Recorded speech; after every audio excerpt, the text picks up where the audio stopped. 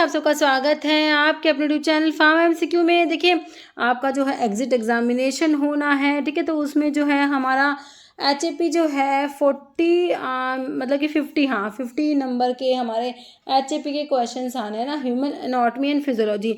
तो आज की वीडियो में जो है ह्यूमन एनाटॉमी एंड फिजियोलॉजी के क्वेश्चंस लेके आई हूँ मैं आप लोगों के लिए। ओके, तो देखिए काफ़ी इंपॉर्टेंट वीडियो रहने वाला है। तो अभी देखिए आपने जो है डिप्लोमा में पढ़ा है तो उसी का आपको एग्ज़ाम देना है, जो कि आपका एग्जिट एग्जामिनेशन है।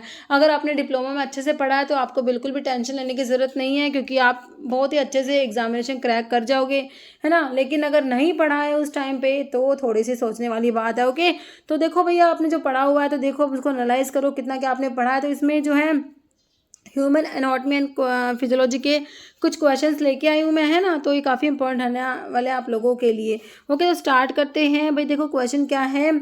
और हाँ, देखो स्टार्ट करने से पहले ही मेरी जो वेबसाइट है farmemsq.in पर, वहाँ पर मैंने क्रैश कोर्स चला के रखे हैं। तो अभी जो है ये एग्जिट एग्जामिनेशन का भी जो है वहाँ पर आपको कोर्स मिलने वाला है, बहुत ही नॉमिनल उसमें आपको पे करना होगा और आपको वो कोर्स मिल जाएगा, है ना। तो वीडियो के डिस्क्रिप्शन बॉक्स में उसके रिगार्डिंग आपको इन्फॉर्मेशन मिल जाएगी। ओके, तो भाई देखो क्वेश्चन क्या है। Which one of the following is not a part of CNS. CNS का पार्ट कौन सा नहीं है। Spinal cord, cerebrospinal fluid, somatic nerves या सेरिब्रम। देखिए सीएनएस के पार्ट जो सीएनएस है, सीएनएस के पार्ट में आपका जो है ब्रेन आता है बच्चों, और दूसरा हमारा स्पाइनल कोड आता है ना। तो spinal cord, cerebrospinal fluid, cerebrum आ जाएगा। तो नोट में हमारा सोमैटिक नर्व, ऑप्शन सी बिल्कुल राइट हो जाएगा। जैसे phylloquinone is another name for. तो फाइलोक्विनोन किस विटामिन को कहते हो। विटामिन के, विटामिन ई, विटामिन डी या विटामिन ए। तो विटामिन के जो होता है उसी को क्या बोलते हैं, फाइलोक्विनोन बोलते हैं, option A. Next, cardiovascular system primarily consist of. तो कार्डियोवास्कुलर सिस्टम में क्या आता है। Heart, blood vessels, blood, lungs, bronchi, तो ये रेस्पिरेटरी में आएंगे। Stomach, intestine, liver, pancreas, spleen. तो कार्डियोवास्कुलर में क्या आएगा हमारा, सबसे मेन तो हार्ट आएगा, ब्लड वेसल्स आएंगी, ब्लड आएगा, ऑप्शन 1। नेक्स्ट है middle protective covering layer of brain. Brain की जो मिडिल लेयर है उसके बारे में क्वेश्चन पूछा है। तो ब्रेन की जो लेयर्स होती हैं उनको क्या बोलते हैं, मेनिंजिस बोलते हैं। क्या बोलते हैं, मेनिंजिस बोलते हैं।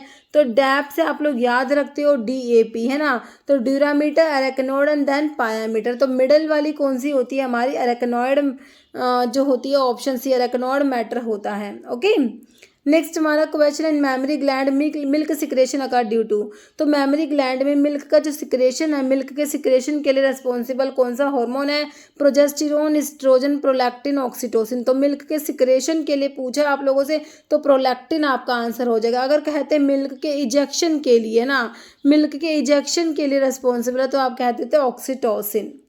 नेक्स्ट एवरेज पल्स प्रेशर आप लोगों से पूछा। भाई पल्स प्रेशर होता है हमारा सिस्टोलिक प्रेशर होता है माइनस डायस्टोलिक जो होता है ना। तो उसी को बोलते हो पल्स प्रेशर। तो कितना होता है, चारों ऑप्शन है तो कितना होता है, सिस्टोलिक 120 होता है। ये वन पढ़ते हो ना बीपी की रीडिंग, जो ब्लड प्रेशर 120/80। तो ये सिस्टोलिक होता है, ये डायस्टोलिक होता है। तो एवरेज पल्स प्रेशर इन दोनों का डिफरेंस होगा, जो कि आपको ऑप्शन ए में मिला है 40 mmHg। नेक्स्ट है haemoglobin is the component of. तो हीमोग्लोबिन किसका कंपोनेंट है, डब्ल्यूबीसी, आरबीसी, न्यूट्रोफिल्स या प्लेटलेट्स। तो हीमोग्लोबिन जो हमारा आरबीसी किससे मिलके बनी होती है, आरबीसी में हीमोग्लोबिन ही तो होता है, option B. Next bundle of His is a part of which of the following organ in the human. तो बंडल ऑफ फीस किसका पार्ट है, ब्रेन, हार्ट, किडनी या पेंक्रियास। तो बंडल ऑफ फीस जो होता है हमारा किसका पार्ट होता है, ये हमारा हार्ट का पार्ट होता है, ऑप्शन बी। नेक्स्ट है which one of the following is sialoglycoprotein, heparin, adrenaline, erythropoietin, serotonin. तो सियालोग्लाइकोप्रोटीन, इरिथ्रोपोइटिन जो होता है ग्लाइकोप्रोटीन हार्मोन होता है जो पेरिट्यूबुलर सेल्स होती है किडनी की, वहाँ से रिलीज होता है ना। किडनी से आपका जो है इरिथ्रोपोइटिन हार्मोन सिक्रेट होता है किडनी से, जो इरिथ्रोपोइसिस में हेल्प करता है।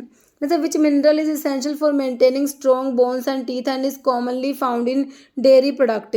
तो कौन सी ऐसी मिनरल है जो स्ट्रॉन्ग मजबूत दांतों के लिए और हड्डियों के लिए किसकी रिक्वायरमेंट होती है, भाई कैल्शियम चाहिए, है ना। ऑप्शन 3 हो जाएगा calcium.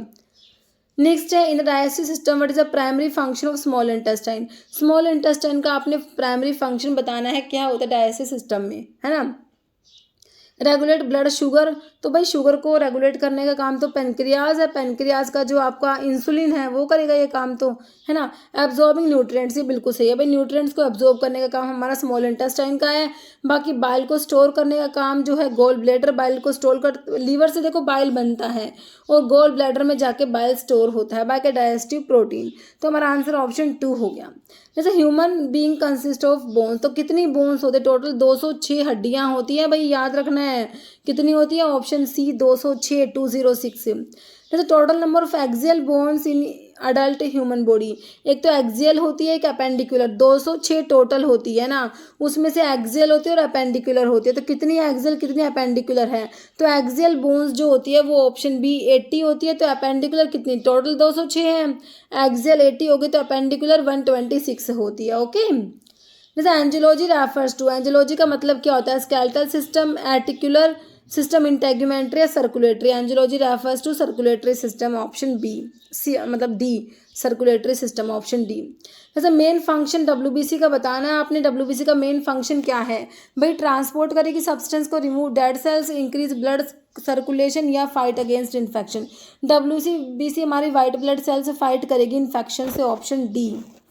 Next function of Golgi apparatus का फंक्शन बता दो क्या है, synthesis of ribosome, synthesis of proteins, break down of toxic substance, transport of protein.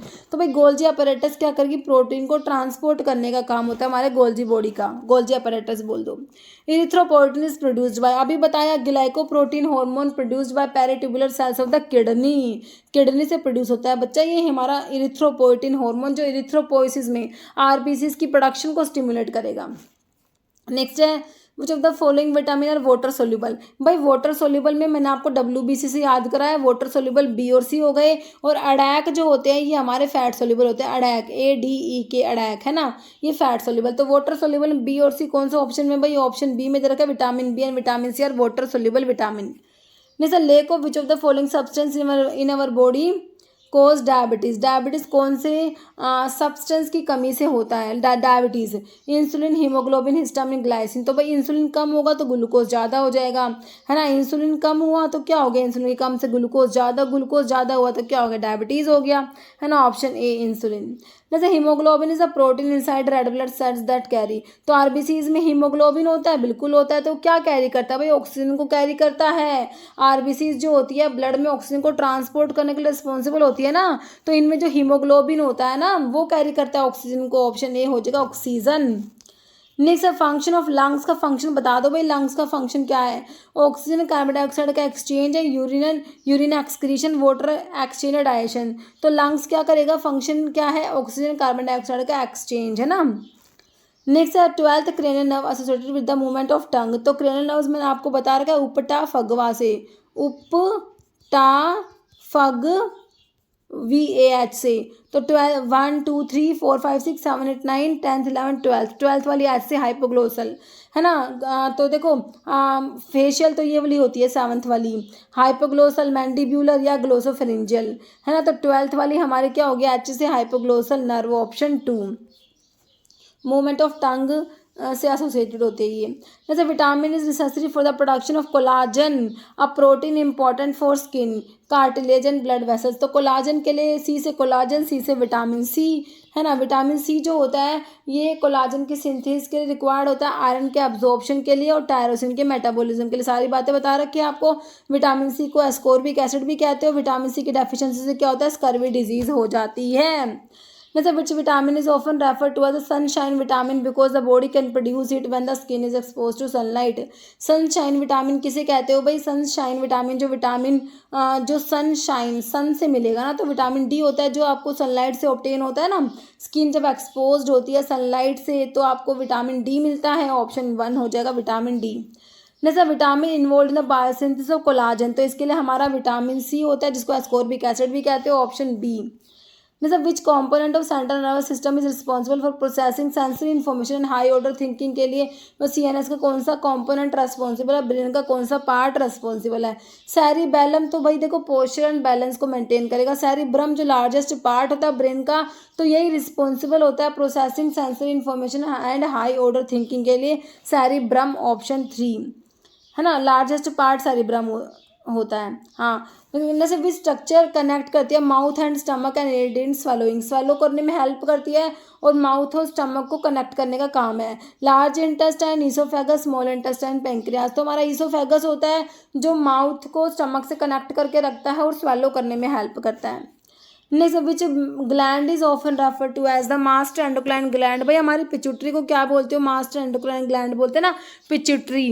Okay, next है which hormone is responsible for stimulate करता है यूट्रिन के कॉन्ट्रैक्शन को during child birth and milk ejection during breast feeding. भाई देखो, milk के secretion के लिए आपने प्रोलैक्टिन बताया था, अभी मिल्क के इजेक्शन के लिए बताना है, और ये यूट्रिन के कॉन्ट्रैक्शन को भी स्टिमुलेट करेंगे चाइल्ड बर्थ के दौरान।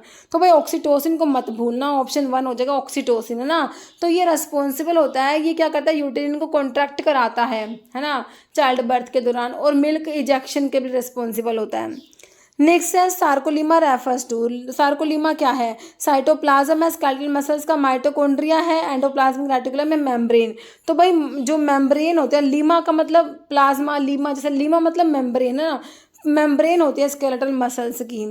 जैसे human beings have dash number of parathyroid gland. कितने पैराथायरॉयड ग्लैंड होते हैं भाई ह्यूमन बींग्स में? तो टोटल जो होती है कितनी होती है? 4 पैराथायरॉयड ग्लैंड होती है। कितनी होती है? 4 होती है। ओके, ऑप्शन बी, जो पीटीएच पैराथॉर्मोन्स रिलीज होते हैं जहाँ से। Next, what are the red blood cells are called. RBCs को और क्या कहोगे भाई? ल्यूकोसाइट्स तो डब्ल्यूबीसीज को क्या दोगे? आरबीसीज को क्या कहोगे? इरिथ्रोसाइट्स कहोगे। बाकी प्लेटलेट्स आपकी क्या होती है? थ्रोम्बोसाइट्स। तो मोनोसाइट्स आपकी एक टाइप की डब्ल्यूबीसीज ही होती हैं। Next, which of the following is absent in achlorhydria में? क्या एब्सेंट है भाई? एक्लोरहाइड्रिया मतलब कि एब्सेंस ऑफ HCl, जिसे म्यूरेटिक एसिड भी कहते हो। तो answer is option A, achlorhydria is absence of HCl। जैसे व्हाट इज मास्टर ग्लैंड? तो मैंने आपको बताया मास्टर एंडोक्राइन ग्लैंड हमारी पिट्यूटरी है, ऑप्शन ए हो जाएगा। जैसे which organ produce HCl and pepsin for protein के डाइजेशन के लिए HCl और पैप्सिन प्रोड्यूस करता है।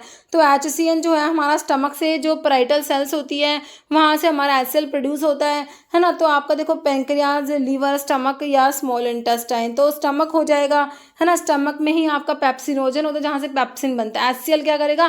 पेप्सिनोजन से पेप्सिन बनाता है ना। तो ऑप्शन 3 हो जाएगा स्टमक। नेक्स्ट है which hormone regulate body circadian rhythm and sleep wake cycle के लिए? हमारा मेलाटोनिन हार्मोन होता है, ऑप्शन 1 हो जाएगा मेलाटोनिन हार्मोन, है ना। नेक्स्ट है what is the primary function of lymphatic system in the human body? Lymphatic system का फंक्शन बताओ। Produce hormone for growth and development, ऐसा नहीं होता। सपोर्ट करता है इम्यून सिस्टम को एंड ड्रेनिंग एक्सेस फ्लूइड, बिल्कुल सही है। इम्यून जो हमारा लिम्फेटिक सिस्टम होता है ये इम्यून सिस्टम को सपोर्ट करता है एंड ड्रेन करता है एक्सेस फ्लूइड, है ना। ऑप्शन जो है 2 बिल्कुल सही हो जाएगा। Next, what is the function of gall bladder in the digestive system? तो गोल ब्लैडर का आपको बताया कि भाई बाइल को तो स्टोर करेगा। बाइल स्टोर जो होता है ना आपका गोल ब्लैडर में ही होता है। तो देखो, रेगुलेट ब्लड शुगर लेवल को रेगुलेट तो हमारा पैंक्रियाज करेगा, क्योंकि उसमें वहाँ से जो है हमारा आइलेट ऑफ लैंगरहैंस की बीटा सेल से इंसुलिन रिलीज हो रहा है ना। तो इंसुलिन करता है शुगर को कंट्रोल, तो है ना। फिर कह रहा है कि प्रोड्यूस इंसुलिन, तो ये भी पैंक्रियाज करेगा। स्टोर करेगा बाइल को, release it to aid in fat digestion, ये बिल्कुल से बाइल को स्टोर करने का काम आपके गोल ब्लैडर का है। बाकी न्यूट्रिएंट्स अब्जॉर्ब करेगा हमारा स्मॉल इंटेस्टाइन, है ना। जैसे which of the following organ regulate salt level in the body में? सॉल्ट के लेवल को कौन रेगुलेट करेगा भाई? Kidney, liver, brain, heart. कितना ज़्यादा सॉल्ट खाते हैं हम, है ना, तो उसको रेगुलेट करने का काम हमारी किडनी का ही तो होता है ना। ऑप्शन ए हो जाएगा किडनी। नेक्स्ट है brain is covered by 3 layer, है ना। तो ब्रेन की जो लेयर्स होती है उनको क्या बोलते हो? मेनिंजेस बोलते हो। डेप्थ जो मैंने आपको बताया, ड्यूरामीटर, पायामीटर, एर्कनॉइड मेम्ब्रेन, है ना। तो जो इनको क्या बोलते हैं? मेनिंजेस, ऑप्शन सी हो जाएगा। ओके, तो देखिए 40 क्वेश्चन थे इस वीडियो में ना। तो देखिए इस वीडियो में इतने क्वेश्चन है, इस वीडियो में इतना ही। अब एक क्वेश्चन का आंसर हमेशा की तरह आप लोग देने वाले हो। What are the red blood cells also called? RBC को और क्या कहोगे? ल्यूकोसाइट्स, इरिथ्रोसाइट्स, प्लेटलेट्स या मोनोसाइट्स। इस वीडियो में इतना ही। अगर आपको वीडियो अच्छी लगी है इसे लाइक करना, शेयर करना। चैनल पे नए हैं तो मेरे आप लोगों से रिक्वेस्ट है कि चैनल को प्लीज़ सब्सक्राइब जरूर करना। Okay, thank you.